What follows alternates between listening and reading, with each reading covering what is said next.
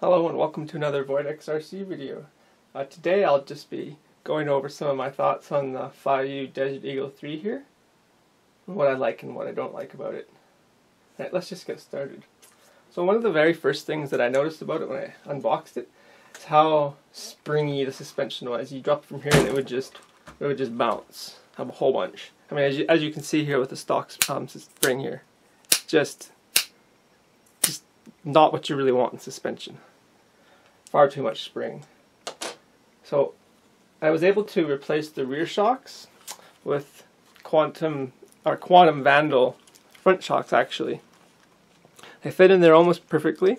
The only thing I had to do was put a little spacer between the shock and the frame up here on the top. And other than that, they pretty much fit in perfectly.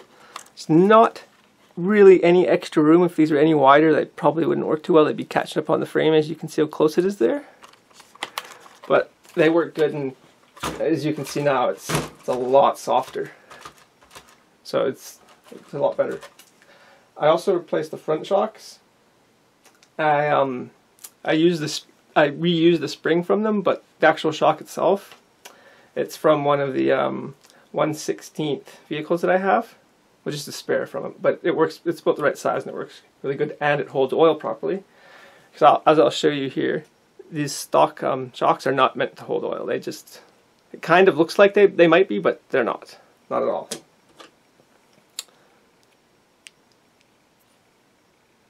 As you can see, it's just got a little pin that holds it in there. Careful not to lose that if you want to keep them. Let's pull that out.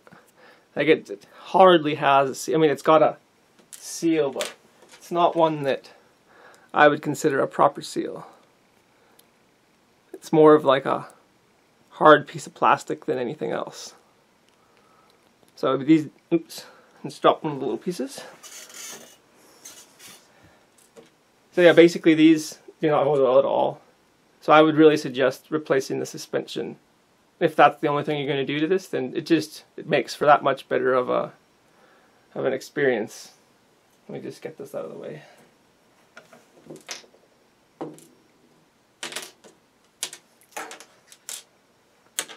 So one of the other things that I noticed was there was a few screws of different sizes where I didn't really think they should be. Yeah, I'll show you.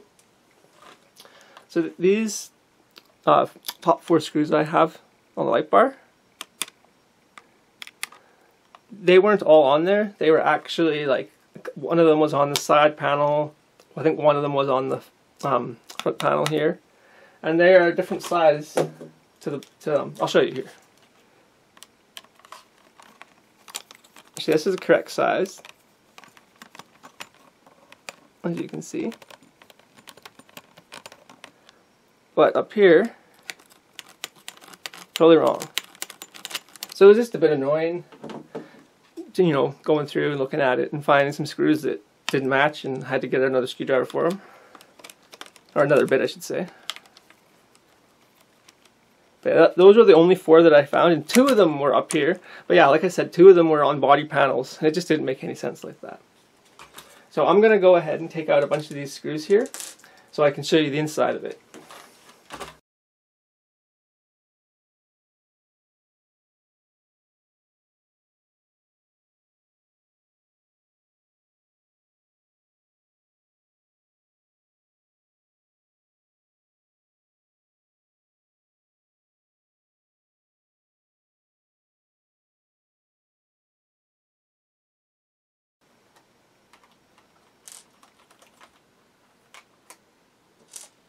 I guess one of the other things I'll mention while I'm undoing these screws is the drive shafts don't really look like they're that great.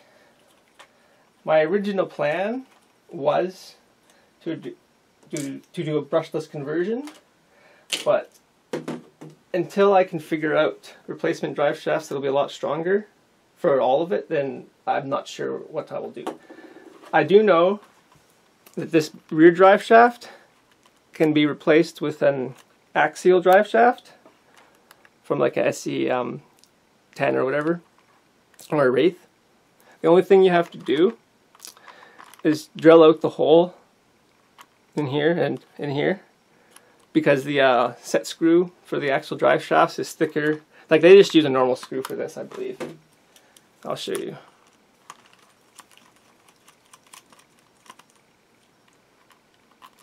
Yeah, it's just a standard little screw. Come on, focus. See? So that would need to be drilled out in order to use axial drive shaft, but I know you could fit it on the back here. And I think you could probably fit one in the front. The thing that I don't know is what I will use, or if I can find anything to use for these drive shafts here. Because there's not nearly the room, and I haven't taken this completely apart to see how it 100% is put together in here. So I'm not really sure what to do for drive shafts for that. Hopefully I'll figure something out fairly easy.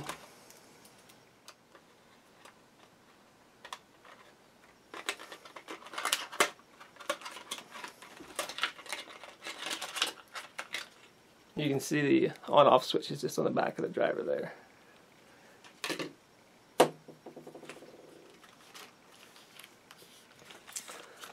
So as you can see in there, it does have the radio and the speed controller and actually the servo control all in one unit.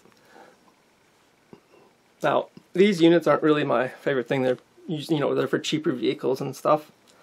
I really don't like them, and if I was going to go for a brushless conversion, there's definitely enough room in there for a speed controller and a separate radio. The servo is one of those crappy 5-wire servos that doesn't actually have electronics in the servo. It's contained in the AC here. So it's one thing I hate about them. If you ruin your servo and you want a new one, you have to buy one that, you know, works specifically with theirs. So you can't just stick any old servo in there. And you can see the motor in there with its heatsink.